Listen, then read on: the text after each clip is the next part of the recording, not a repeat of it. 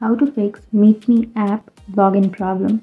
So if you're facing a problem while logging into your MeetMe application, then what you need to do is you can simply go for login.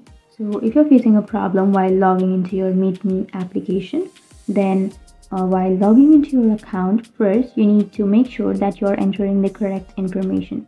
So if you're facing a login problem, then you might be entering the wrong information. So check your email and password twice, and after checking that, you can log in.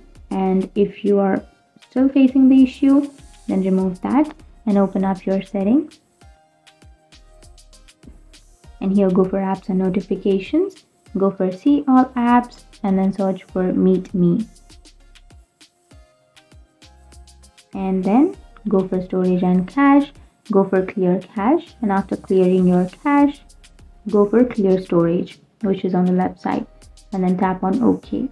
And after clearing your cache and after clearing your storage, now your problem might be fixed. You can go and log into your account and you will be logged in.